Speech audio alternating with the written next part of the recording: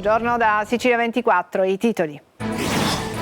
A Messina, sesto giorno di ricerche sotto le macerie della palazzina crollata, restano gli ultimi 2 dispersi. Ieri recuperato il corpo della quarta vittima, Rosa Leone. 2 dei 3 indagati per disastro omicidio plurimo colposo già sentiti dai magistrati. Caltanissetta spara alla compagna e all'uomo che era con lei, l'ha agguato nelle campagne di Riesi. Sospettato avrebbe agito per motivi passionali. I feriti sono ricoverati in gravi condizioni. A Catania, maxi sequestro di droghe sintetiche, arrestato un giovane pusher. Non si placa il caldo africano a Catania e Palermo, temperature percepite fino a 38 gradi, l'AFA durerà fino a Ferragosto. In cammino fino a Santiago di Compostela, con lo zaino in spalla, l'avventura di un siciliano che ha impiegato 138 giorni per percorrere quasi 4.000 chilometri a piedi. Calcio, Telecolor si è aggiudicata l'esclusiva del pacchetto di rette sul digitale terrestre delle partite del Catania. 9 le trasferte in chiaro e gratis per gli appassionati. Intanto la squadra si avvicina all'esordio in Coppa Italia.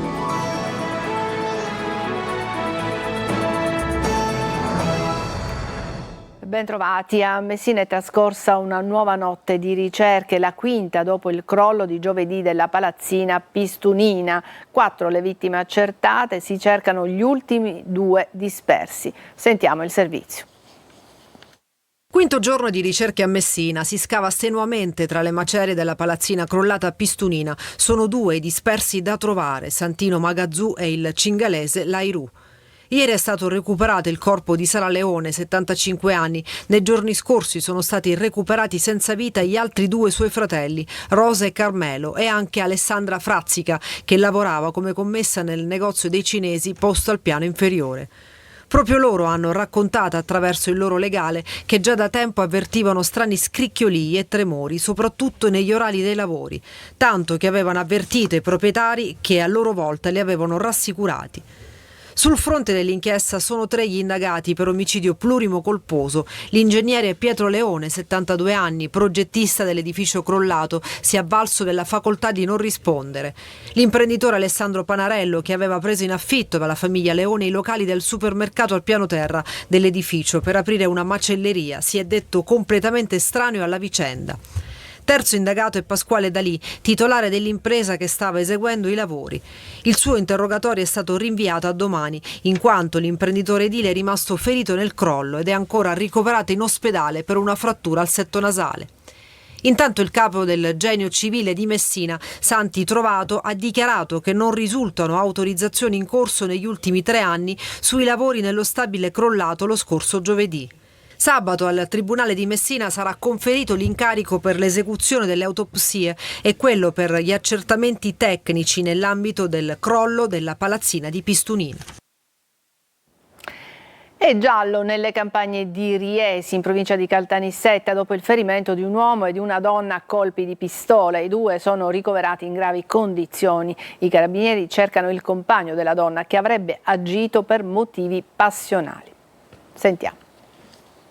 Un possibile movente passionale, un uomo ricercato e 2 persone che, nonostante le gravissime ferite riportate, sono riuscite a chiedere aiuto. Sono questi gli elementi al centro delle indagini dei carabinieri sulla sparatoria avvenuta nelle campagne di Riesi, in provincia di Caltanissetta. Secondo quanto emerge dagli ambienti investigativi, i sospetti si concentrano su un uomo che avrebbe avuto una relazione sentimentale con la donna ferita, una circostanza che però i carabinieri non confermano ufficialmente, mentre sul movente mantengono il massimo riservo. L'unica pista esclusa al momento è quella riconducibile alla mafia o alla criminalità organizzata. Entrambi i feriti, secondo quanto si apprende, avrebbero precedenti in materia di stupefacenti, un elemento acquisito dagli investigatori che allo stato non viene tuttavia ritenuto collegato alla sparatoria. A rimanere gravemente feriti sono stati un 58enne e una 40enne, entrambi raggiunti da colpi di pistola alla testa e al collo. A chiamare il 112 e successivamente a raggiungere con propri mezzi l'ospedale di Mazzarino sono stati gli stessi feriti. Da lì è scattata la macchina dei soccorsi. La donna è stata trasferita nell'isoccorso al Sant'Elia di Caltanissetta, mentre l'uomo è stato trasportato al Cannizzaro di Catania.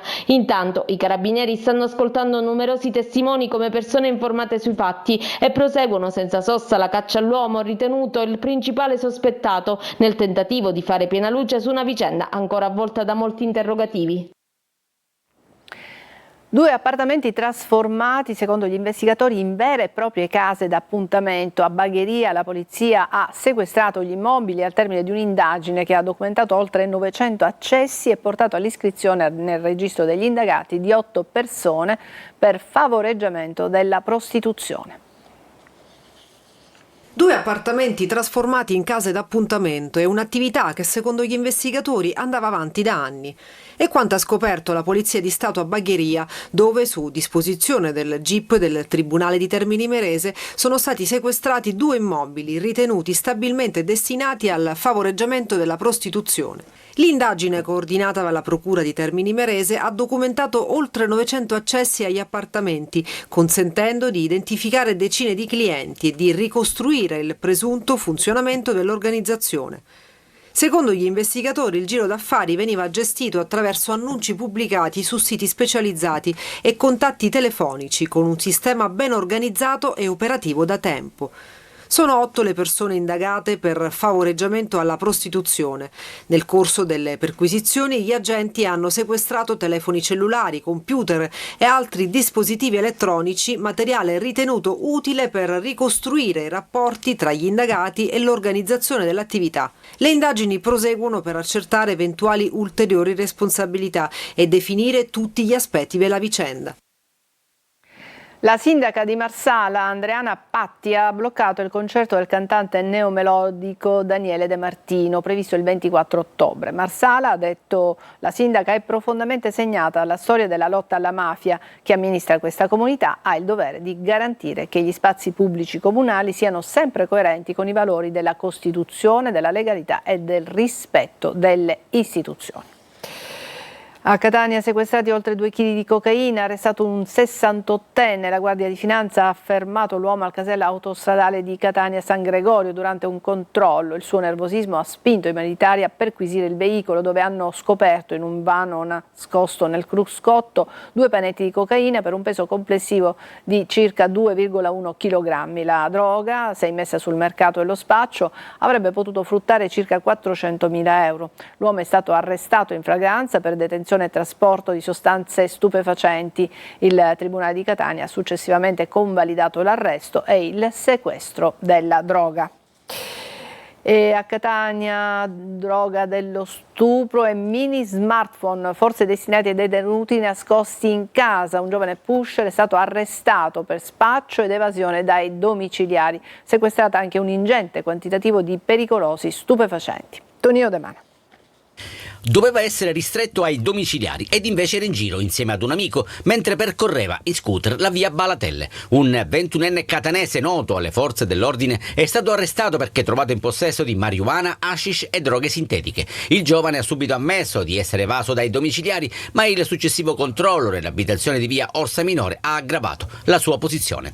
In una cassettiera, personale del commissariato di Inesima e della squadra cinofili ha trovato 160 grammi di marijuana e 7 mini smartphone avvolti in una pellicola trasparente unitamente ad un panetto di hashish. Secondo gli investigatori, il materiale sequestrato era probabilmente destinato a soggetti detenuti.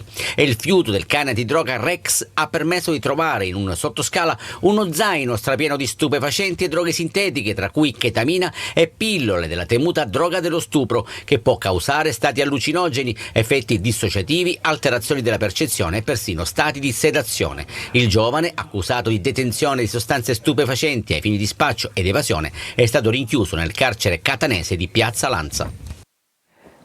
Peculato e corruzione, confiscati beni per 485.000 euro a un avvocato condannato a 4 anni di reclusione. Durante il periodo in cui era incaricato di riscuotere somme dovute al comune di Taormina per il servizio di fornitura dell'acqua, si sarebbe appropriato di oltre 924.000 euro invece di versarle nelle casse dell'ente. Inoltre l'avvocato avrebbe emesso false fatture per prestazioni professionali mai eseguite.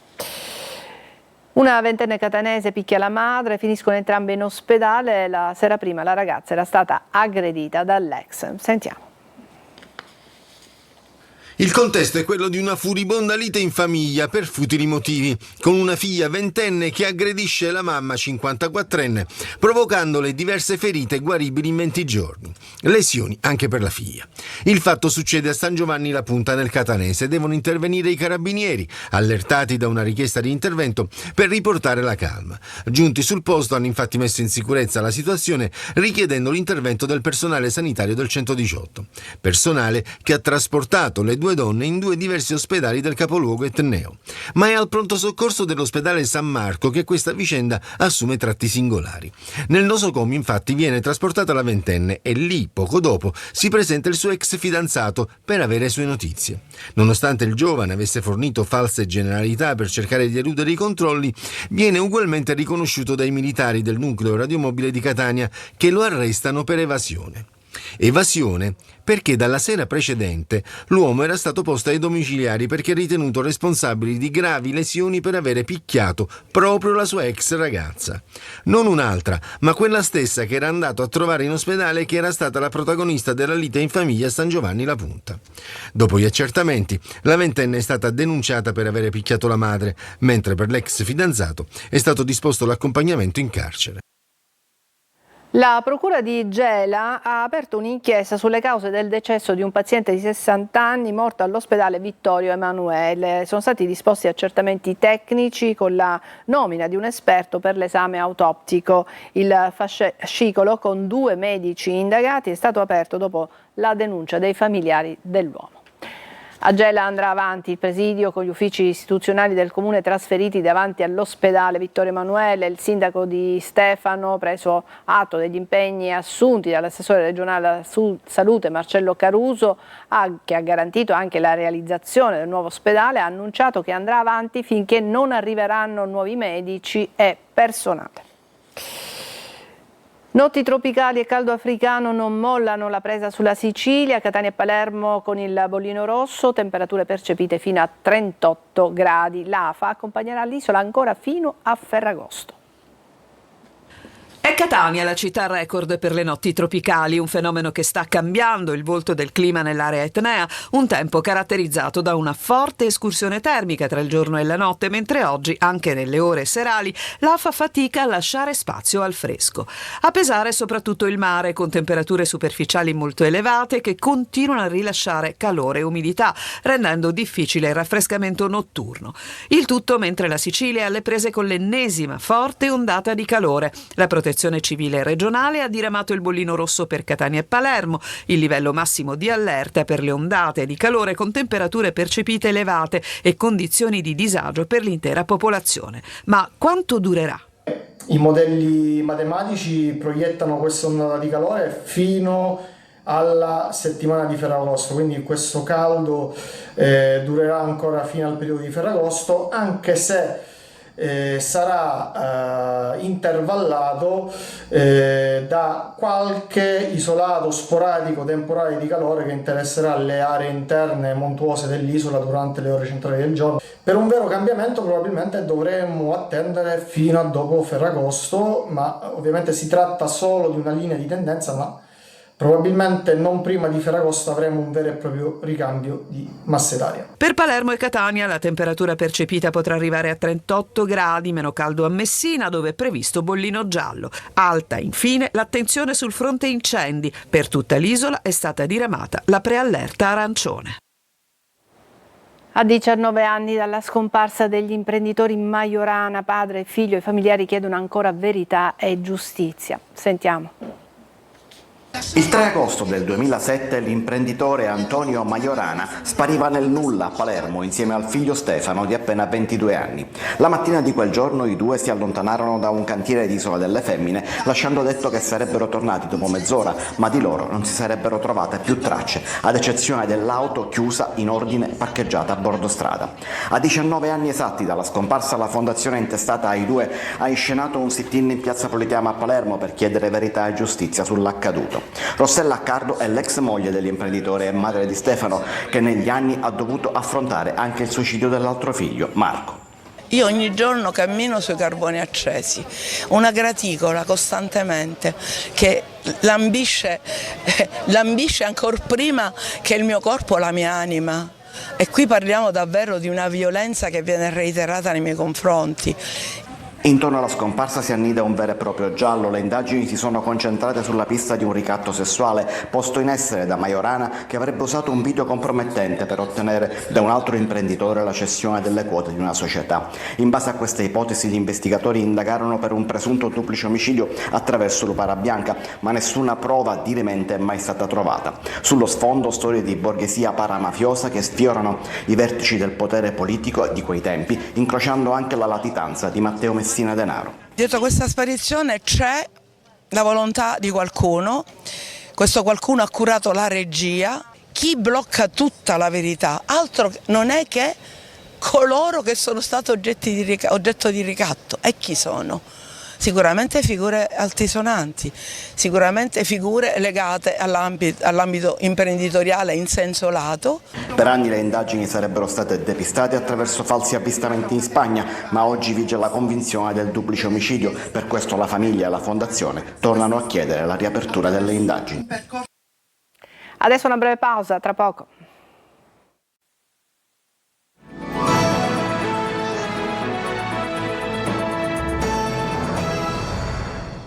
Ha lasciato la Sicilia con uno zaino sulle spalle per raggiungere Santiago de Compostela a piedi. Dopo 138 giorni Antonio Giannone di Scicli ha completato il suo cammino, raccontando ogni passo sui social. Vediamo.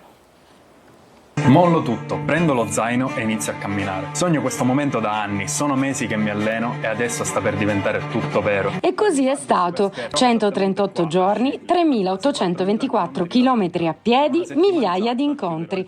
Partito il 16 marzo da Scicli, Antonio Giannone ha raggiunto Santiago de Compostela. Notti in tenda, fatica, paesaggi attraversati, incontri ed emozioni.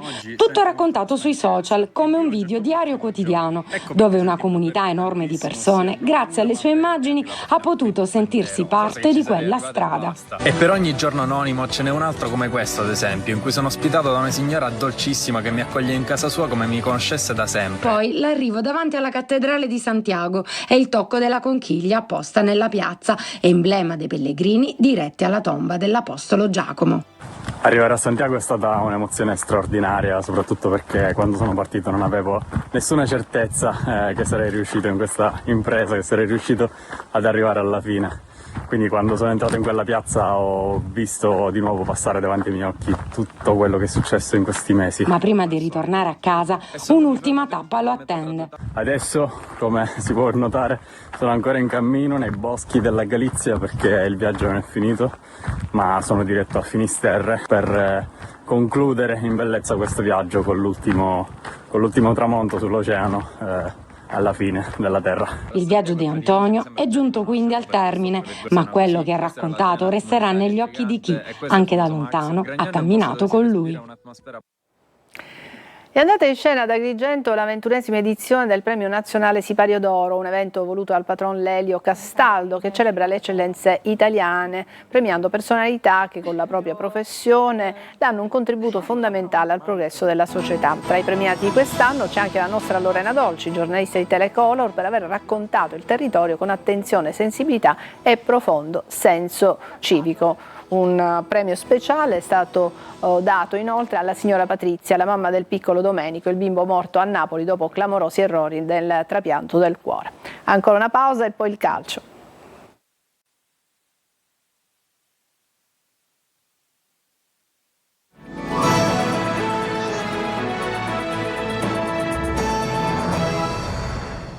Eccoci al calcio, c'è una bella notizia per i tifosi del Catania. Telecolor si è aggiudicata i diritti esclusivi del pacchetto dirette sul digitale terrestre della squadra di Pelligra. 9 le trasferte in chiaro e gratis per gli appassionati. Intanto la squadra si avvicina all'esordio in Coppa Italia. All'insegna del rosso-azzurro, a fianco del Catania e per il Catania. Per la terza stagione consecutiva Telecolor si è aggiudicata i diritti esclusivi del pacchetto dirette in chiaro sul digitale terrestre della squadra di Ros Pelligra. Saranno ben 9 le trasferte che i telespettatori potranno seguire gratis in chiaro sul territorio regionale. Telecolor sarà sul campo come sempre, garantendo la copertura multimediale di ogni singolo evento, ricca di contenuti esclusivi e pienamente declinata tra televisione, web e social. L'aggiudicazione dei diritti Vitti fa il paio con una ricorrenza speciale, i 40 anni di Diretta Stadio. Per onorare la 40ª stagione, alla quale verrà dedicato anche un logo speciale, sono previste una sigla rivisitata e una nuova veste grafica. Il primo appuntamento è fissato per domenica 23 agosto. Confermatissime anche le altre produzioni settimanali, anteprima corner, le telecronache indifferite e preview. Intanto il Catania corre e cresce a Norcia, rinfrancato anche dal positivo test contro il Ravenna, vinto per 3-2 al termine di una gara che ha dato ottimi spunti a Mister Longo. Al di là del risultato, le vittorie fanno sempre bene. La squadra etnea sta intensificando la preparazione in vista dell'esordio ufficiale che avverrà sabato 8 agosto alle 20 contro il Vicenza per il turno preliminare di Coppa Italia. Si giocherà al Menti, con la possibilità per i tifosi rossazzurri non residenti a Catania e provincia, possessori della tessera di fidelizzazione, di essere presenti sugli spalti. I tagliandi a disposizione nel settore ospiti sono 600. È tutto per questa edizione di Sicilia 24, grazie per averci seguito, buona giornata.